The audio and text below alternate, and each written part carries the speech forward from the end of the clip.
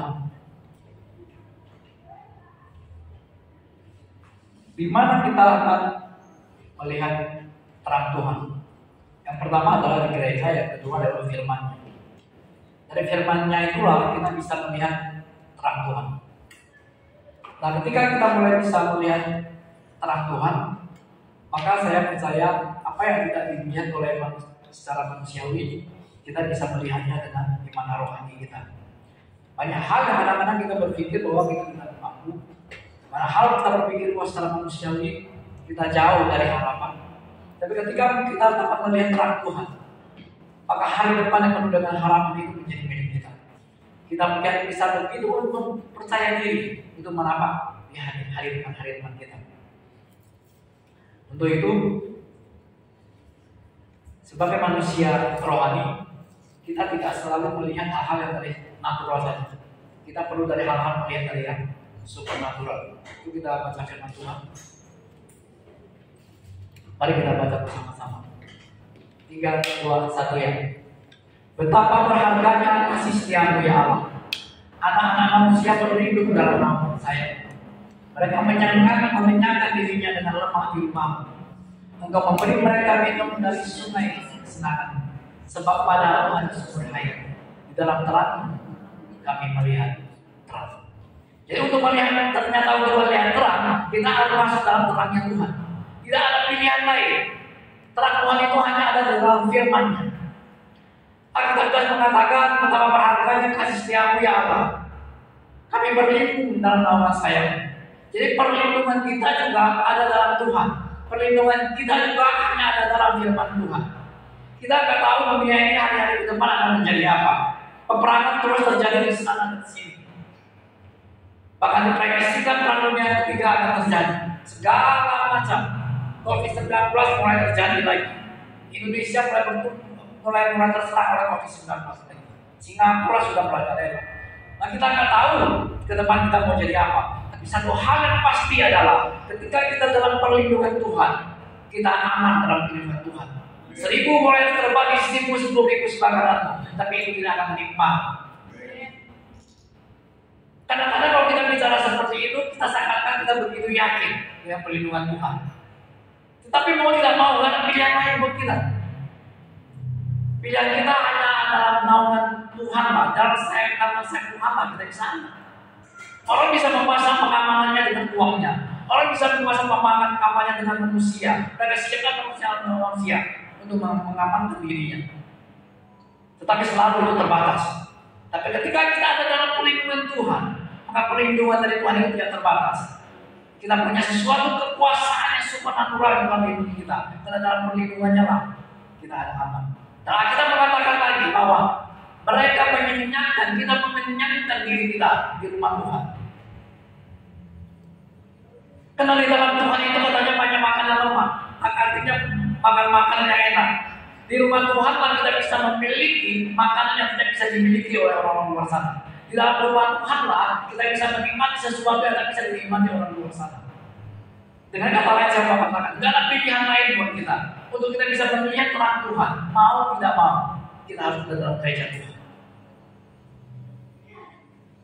Mungkin orang akan berpikir, ibadah online tidak bisa.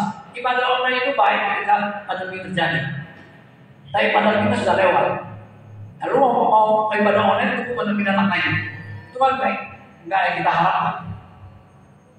Dan ketika sesungguhnya kita ingin melihat Tuhan, kita ingin makan sesuatu yang supernatural, kita katakan hanya di rumah Tuhan. Memang di rumah Tuhan ada satu bagian kita, tapi secara umum rumah Tuhan adalah gereja Tuhan. Kadang-kadang di dalam situlah kita akan mendapat sebuah kekuatan. Kita dapat makan makanan yang sangat luar biasa. Bahkan Dia memberi kita minum air dari kesenangannya. Apa yang disetet di hati Tuhan itu, Dia akan berikan kepada kita. Dunia sebentar lagi saya percaya akan mengalami kesusahan demi kesusahan. Tapi percayalah, ketika kita ada dalam rumah Tuhan, kita akan meminum sesuatu yang terbaik. Apa yang milik Tuhan dalam senangkan, itu Dia akan berikan kepada kita. Maka kita mengatakan, sebab padamu, pada Tuhan, ada sumber hayat. Dalam terangmu kami melihat terang. Sumber hayat itu apa? Sumber kehidupan. Hanya di dalam Tuhan lah ada sumber kehidupan. Kalau di dunia ini sangat mengecewakan. Kita melihat secara mata fisik kita bilang itu lelah. Kejadian demi kejadian yang tidak masuk akal itu bisa terjadi. Manusia bisa mengubah apapun. Apapun mereka bisa ubah demi kepentingan manusia itu sendiri. Tapi satu hal yang saya mau katakan adalah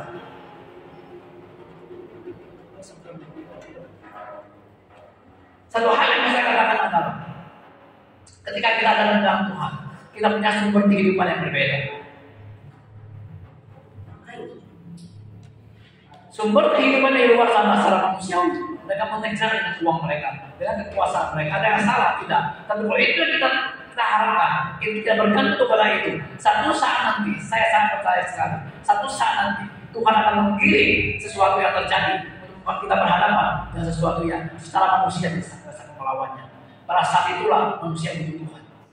Sebenarnya dunia ini banyak orang yang tidak percaya Tuhan, mulutnya tidak percaya Tuhan, karena dia belum mengalami sesuatu.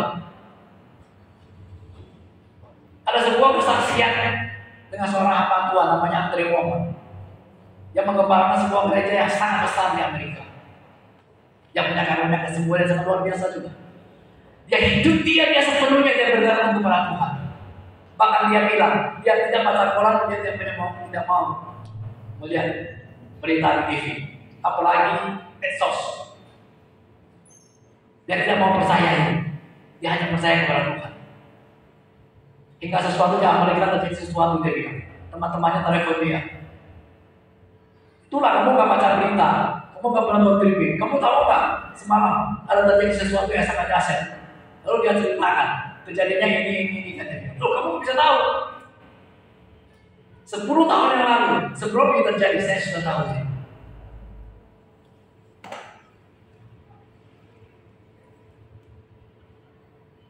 Dia sangat dekat dengan Tuhan.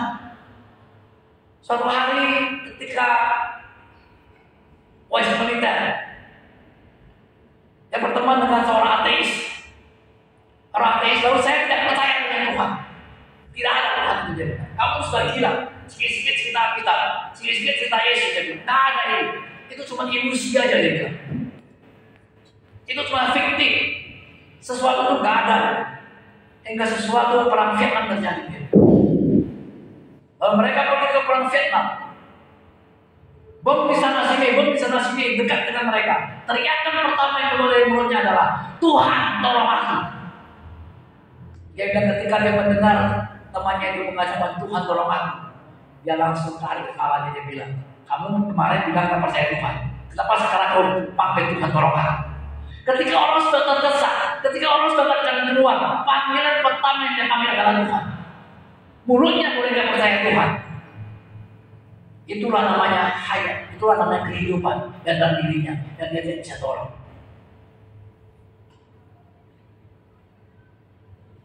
Andre Wommack ini seorang hamba Tuhan yang sangat luar biasa sekali. Anaknya pernah kecelakaan, remuk kepalanya, sudah di rumah sakit di kamar mayat. Abangnya, anaknya yang tua telepon dia, Pak, ampuni saya tak bisa jaga adik. Adik sudah tak ada, baru saya kecelakaan. Sekarang dari kamar mayat. Kepalanya pecah.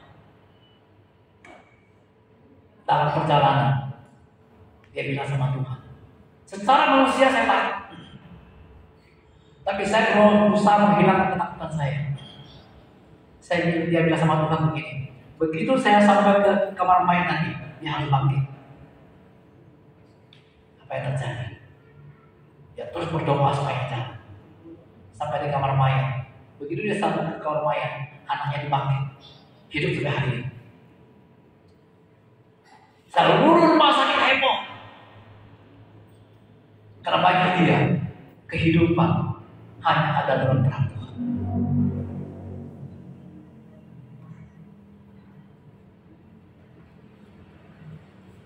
Saya baca buku dia, buku Andre Wommack, itu lebih kurang 27 buku. Saya lihat pelayanan dia, saya lihat bagaimana imannya, bagaimana kedekatan dia dengan Tuhan. Dia telah membangkitkan orang mati, lebih dari 10 orang yang sudah mati bangkit. Kalau kita tanya apa itu semua terjadi, jawabannya cuma satu, dia bilang, kasih karunia Tuhan, anugerah Tuhan. Jadi kehidupan dia, hayat dia, sumber hayat dia hanya ada dalam terang Tuhan, hanya ada dalam firman kasih karunia. Bukan karena kehebatan saya, bukan karena saya juga orang biasa. Tapi dia bilang, saya bisa karena ada anugerah Tuhan, karena ada firman kasih karunia ini. Yang dia percaya semuanya karena kasih karunia. Firman itu yang selalu dia pegang, yang akhirnya dia bisa banyak melakukan perkara-perkara besar.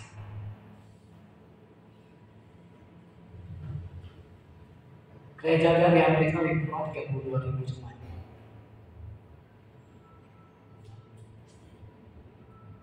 Dia tidak spektakuler seperti Benny Hinn, spektakuler, tapi dia sangat dekat sama Tuhan. Saya banyak cerita kisah, saya baca kisah dia yang sangat luar biasa sekali. Dan tidak izinkan obat masuk dalam tubuh anak-anaknya dan tubuh.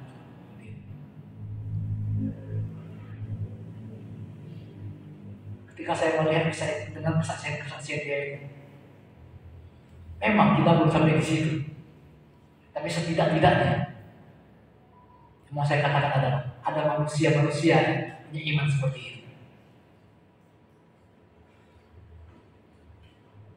5 tahun akan datang akan terjadi apa? Dia sudah tahu. Itu kalau menurut ceritanya. Ya saya tidak perlu lihat beritanya. Saya tahu apa yang akan terjadi. Kalian tentu tahu terjadi sesudah terjadi, tapi saya akan tahu sebelum terjadi.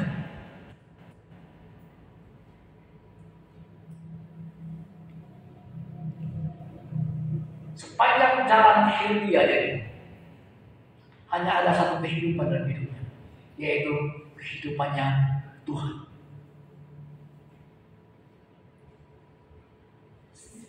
Dia pernah satu kali, saya hanya kesaksian punya manusia seperti itu. Hai zaman ini masih ada orang seperti punya iman yang seperti itu. Dia pernah bawa mobil, kira-kira kondisi ini seperti mau ke Prastawa. Gunung kan. Tiba-tiba orang itu kan nyetirnya sebelah kiri. Kita bilang sebelah kanan, kita nyetir sebelah kanan. Tiba-tiba Tuhan begitu jelas suruh dia banting setir ke kanan. Secara manusia, kalau saya banting setir ke kanan, turun mobil dari atas, selesai. Tapi suara itu begitu jelas suruh dia banting setir ke kanan. Tahu, detik berikutnya ada sebuah truk yang remnya bolong hantam ke kiri. Kalau seandainya dia tidak banting ke kanan, kita dengar suara itu dengan jelas, dia mati konyol.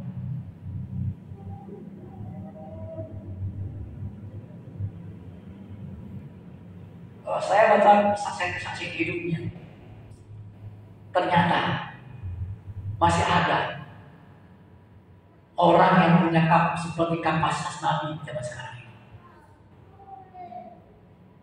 Apa yang terjadi kita? Manusia-manusia yang luar biasa lalu kita sebenarnya dari zaman ini masih ada. Hanya saja kadang-kadang enggak banyak gereja, enggak banyak hamba Tuhan tahu dengan orang-orang seperti itu. Karena orang-orang seperti itu dia tidak memperpamerkan, mendemonstrasikan KKN bagaimana mampu berjalan kita melihat. Dia nggak sespektakuler itu. Lalu kita lihat perjalanan hidupnya, karunia kenabiannya itu nyata.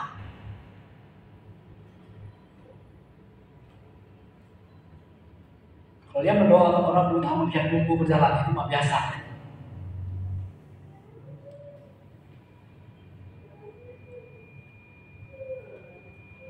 Ditanya kenapa semua bisa terjadi dalam kehidupannya? Hanya satu, anugerah.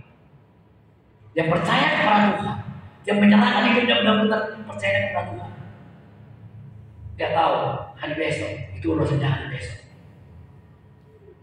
Dia bisa menghabiskan apapun untuk hari ini. Dia berani menghabiskan apapun untuk hari ini, untuk pekerjaan Tuhan. Besok kalau dia pikirkan besok, dia bilang dia mengeluarkan biaya penginjilan 1 bulan 1 bulan. Kalau hitung uang Indonesia, itu 30 miliar lebih. Setiap bulan. Dia punya televisi yang menyiarkan ke seluruh dunia tentang Injil kasih karunia ini. Ini orang luar biasa. Beberapa tahun lalu pernah buat seminar di Jakarta. Saya hanya mau katakan, di dunia ini masih ada orang seperti itu.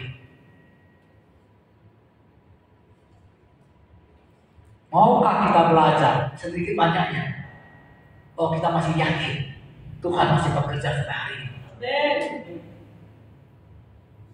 Pasti dia katakan betapa berharganya kasih setia. Kasih setia Tuhan itu luar biasa sekali. Di rumahnya dia akan mengingatkan kita.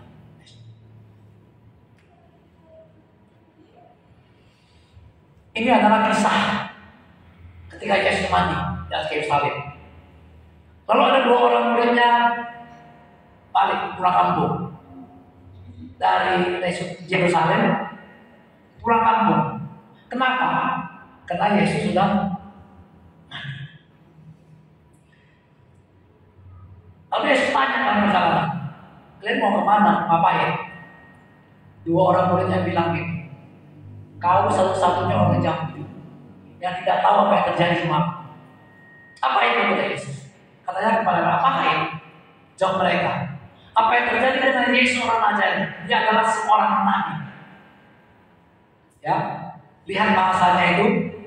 Jadi muridnya ini selama ini menganggap dia adalah nabi yang berkuasa dalam pekerjaan dan perkataan di hadapan Allah dan di depan seluruh bangsa kami. Tetapi Noel telah pemimpin kami telah menyerahkan dia untuk dihukum mati dan mereka telah menyalibkannya. Padahal kami dahulu mengharapkan bahwa dialah yang akan untuk membebaskan bangsa Israel. Tetapi sementara itu lewat 3 hari sudah semuanya itu terjadi. Alkitab katakan pada awalnya pertemuan mereka dengan Yesus, mereka menjadi salah satu murid Yesus. Karena Yesus hanya 270 murid. Dan saya percaya 2 orang yang bagi dari 70 itu. Awalnya mereka melihat Yesus adalah sebagai Mesias.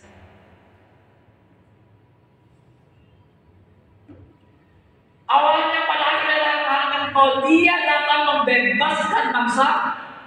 Dia adalah seorang sang pembebas. Dia adalah sang penyelamat awalnya. Tapi dengan berjalannya waktu, akhirnya keyakinan mereka, kepercayaan mereka melihat dia berubah. Dari yang awalnya adalah melihat dia sebagai Mesias, terakhir melihat dia sebagai nabi.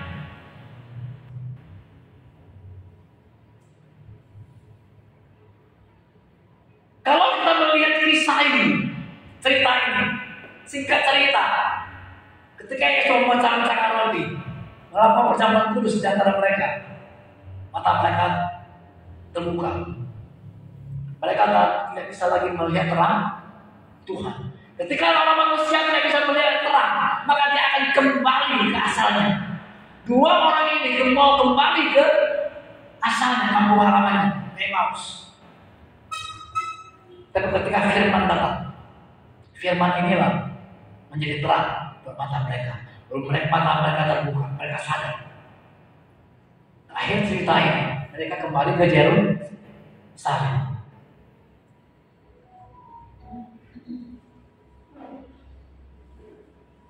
Yerusalem selalu bisa tentang gereja Tuhan. Karena dari awal, ketika penciptaan mulai terjadi, ketika di padang gurun, bangsa Israel mulai Mesir, mereka sudah mulai ingin membuat mereka. Mereka membuat bait suci. Semua itu untuk kepentingan manusia. Agar manusia bisa melihat terang Tuhan.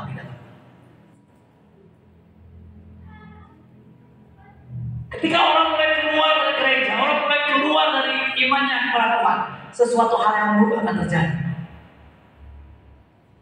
Kisah hilang itu. Ketika di dalam rumah bapaknya, dia tidak kekurangan apapun. Dia bisa makan sebebas-bebasnya. Dia bisa minum sebebas-bebasnya. Dia bisa melakukan apapun.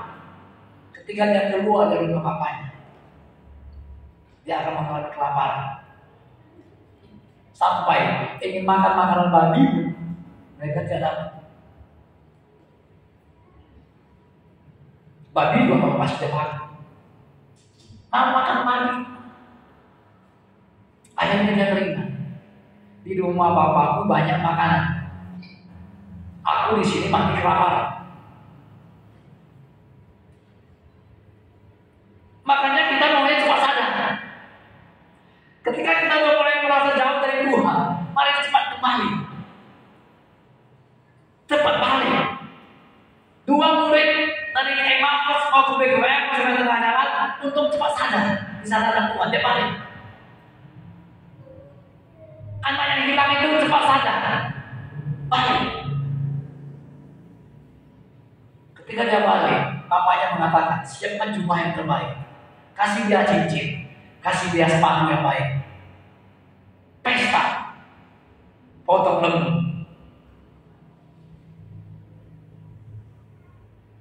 Anak yang sudah uring-uringan, Bapak, aku bekerja mati-matian untuk engkau. Engkau tidak pernah memberi aku seekor lembu.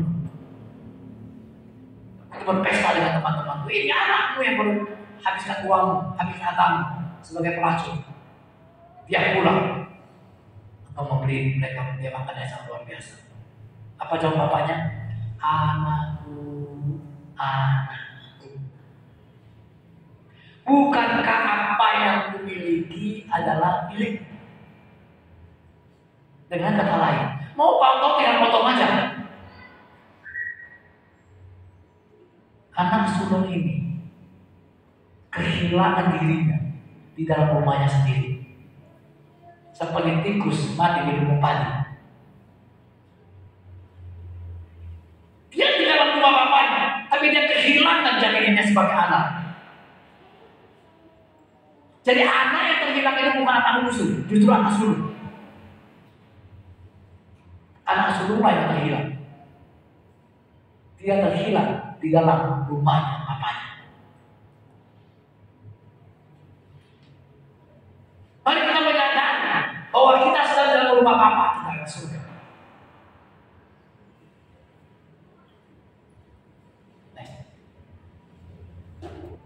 Kita lihat bagaimana waktu itu ketika pembangunan bait suci bait Allah, haruslah engkau membuat kandil dan emas murni. Kandil itu ya seperti kaki dia dari emas. Tempat kandil itu dibuat baik kakinya dan batangnya, kelopaknya dengan tombol dan kembangnya. Haruslah seirat dengan kandil itu. 6 cabang atau timbul sisinya, 3 ke kiri, 3 cabang kandil itu dari sisi yang satu dan 3 cabang di sisi yang kanan. Di tengah-tengah 1. Jadi waktu itu bangsa Israel diperintahkan oleh Musa membuat sebuah kandil, membuat sebuah kaki dia, istilahnya kaki dia juga, yaitu kaki dia itu ada 3 sebelah kiri, 3 sebelah kanan, tengah-tengah 1, totalnya 7. Itu bicara tentang gereja, membangun gereja. Di dalam Alkitab kita wahyu, sebelum Yesus datang, sebelum Yesus memulihkan segala sesuatu, sebelum peristiwa yang mengerikan terjadi, yang pertama Tuhan selesaikan adalah 7 gereja ini. Jadi ketika bicara tentang kaki dia ini, bicara tentang 7 gereja.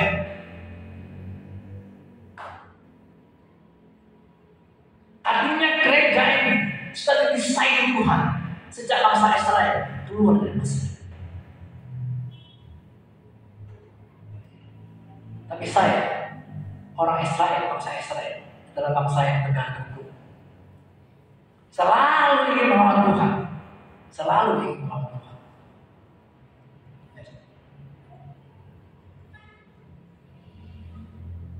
Maka berkatalah kepada Zakaria, kepada Zakaria, makan kepadaku. Apa yang kau lihat? Jawab, Aku melihat apa sebuah kandil, yaitu melihat kandil. Dengan kata lain, kandil itu sudah kemana? Musnah. Tampak sebuah kandil dari emas seluruhnya dan tempat minyaknya dan di bagian atasnya. Kandil itu ada 7 peritanya dan ada 7 coronan masing-masing perita yang ada di bagian atasnya dan pohon zaitun dan terukir padanya.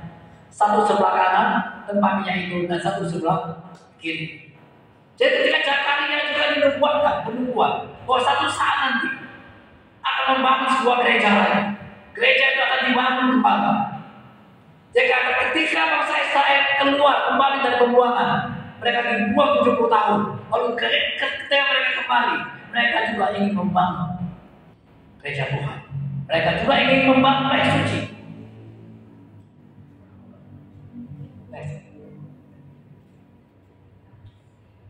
Maka berbicara ia katanya, inilah firman Tuhan kepada Zerubabel bunyinya.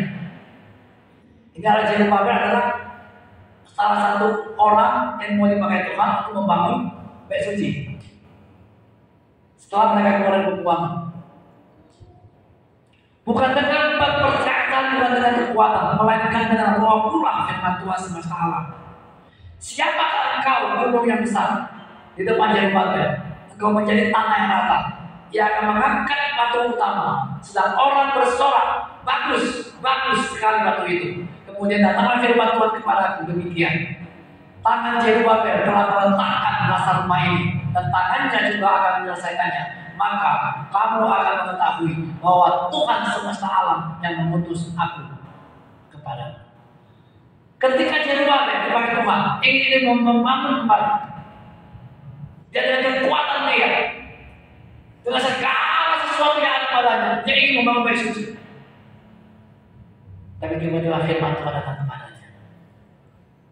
Jangan kau pergunakan kekuatan untuk membangun, tapi roh pula Tuhan.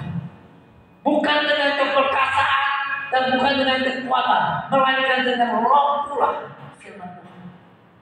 Ketika dia membangun, ada begitu banyak orang, ada begitu banyak musuh yang ingin berusaha menggagalkan pembangunan bait suci itu. Itulah gunung batu itu. Tapi Alkitab katakan, ketika Tuhan campur tangan, maka gunung batu itu menjadi rata. Selalu dan selalu, ketika gereja Tuhan mau dibangkitkan, ketika gereja Tuhan mau diproklamirkan, selalu saja ada yang mengganggu. Dari mana saja di seluruh penjuru ada yang mengganggu. Tapi ketika Tuhan berkata, Tuhan akan meratakan gunung batu itu. Dan gereja Tuhan dibangkitkan. Pada saat itulah Zerubabel daripada Tuhan membangun bait Allah. Mereka adalah sebagian kecil, tidak seperti banyaknya waktu 2 juta orang keluar dari Mesir. Ini adalah sebagian orang yang keluar dari masa pembuangan itu. Lalu ini adalah pembuatan Esra. Para tua-tua orang Yahudi melanjutkan pembangunan itu dengan lancar. Digerakkanlah oleh pembuatan Nabi Hagai dan Nabi Zakaria. Tadi itu adalah pembuatan Zakaria. Kalau kita baca kitab Hagai juga dibuat disuruh Tuhan untuk membangun bait Allah. Jadi Esra berkata para tua-tua orang Yahudi melanjutkan pembangunan itu dengan lancar, digerakkan oleh pembuatan Nabi Hagai dan Nabi Zakaria yang hidup. Mereka menyelesaikan pembangunan menurut perintah Allah Israel dan menurut perintah Kores dari Arsta, raja-raja itu. Jadi ketika batu itu diratakan, gunung batu diratakan, maka mereka melanjutkan pembangunan yang dasarnya telah diletakkan tadi. Alkitab telah mengatakan ketika pembangunan Tuhan mulai bangun gereja, tidak ada satu tangan pun yang bisa menghalangnya sebenarnya. Walaupun karena kita melihatnya begitu sulitnya. Di Indonesia, jangan kita kira bahwa gereja itu gampang. Enggak gampang. Tapi selama kita percaya kepada Tuhan, kita percaya kepada kedaulatan Tuhan, kadang-kadang penghalang-penghalangnya itulah gunung batu itu bisa teratakan. Tuhan bisa saja memakai orang luar ataupun orang dalam kita sendiri untuk merusak pelayanan, untuk merusak gereja. Tapi saatnya nanti akan tiba. Tuhan akan melanjutkan pembangunannya.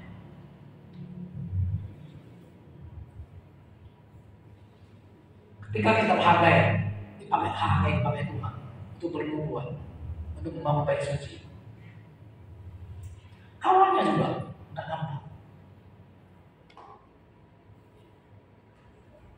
Kalau kita melihat Hagai, Zakaria, Esra, mereka banyak bernubuat tentang pembangunan bait Allah. Semua nubuatan itu perlahan tapi pasti itu terjadi.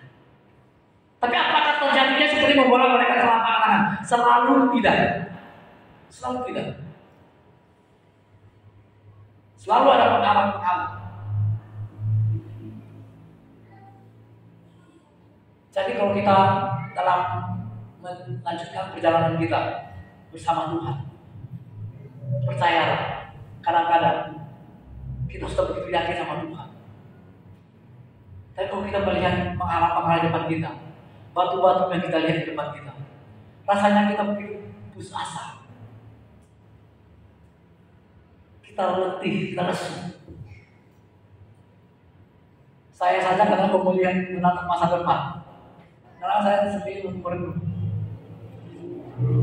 Mati saya kadang-kadang mati saya. Saya udah 60 tahun.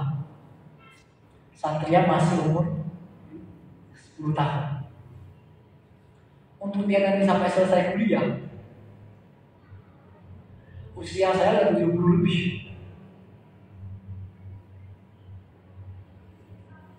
Kalau kita melihat itu, apa yang kita paham? Kita rasa-rasanya mau putus asa, betul nggak? Kalau secara manusiawi kita akan putus asa.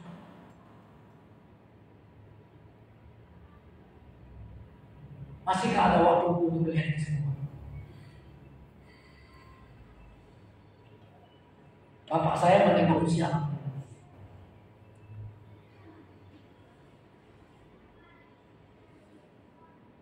Dia masih sempat melihat dua cucunya. Itu kebetulan kakak saya menikahnya muda. Kata bapak saya sih, karena dia kawin terlambat.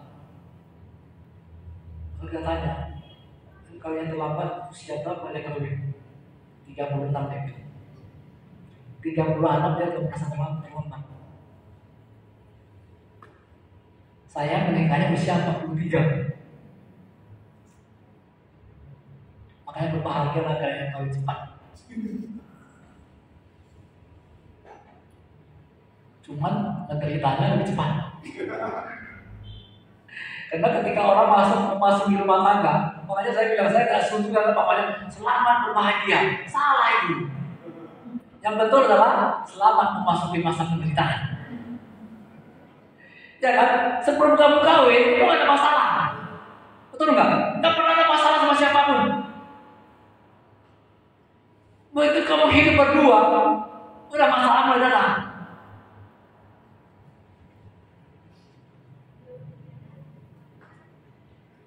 Makanya ada teman-teman yang sampai sekarang itu usia 40 di kantor itu kan.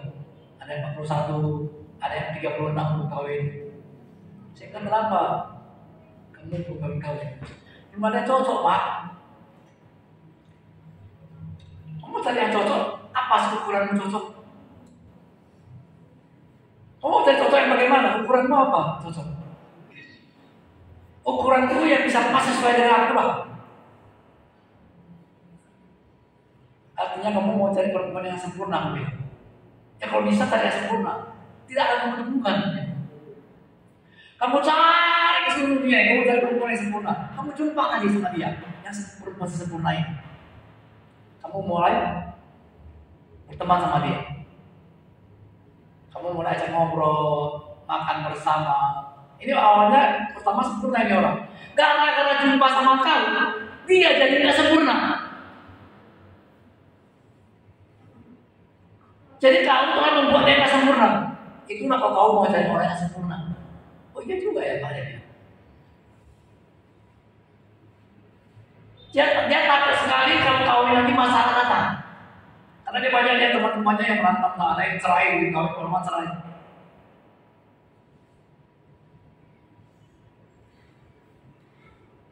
Tapi kalau kita orang percaya, mereka kan rata-rata masih muda.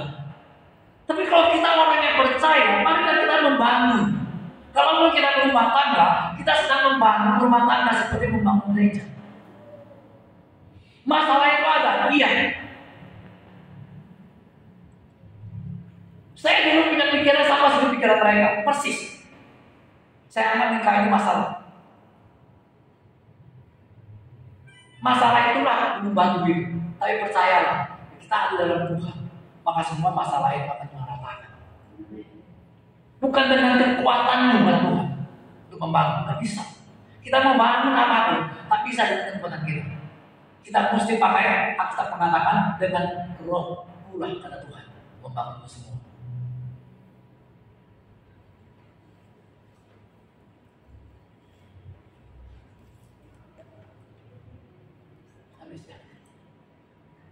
Jadi kita ada pilihan.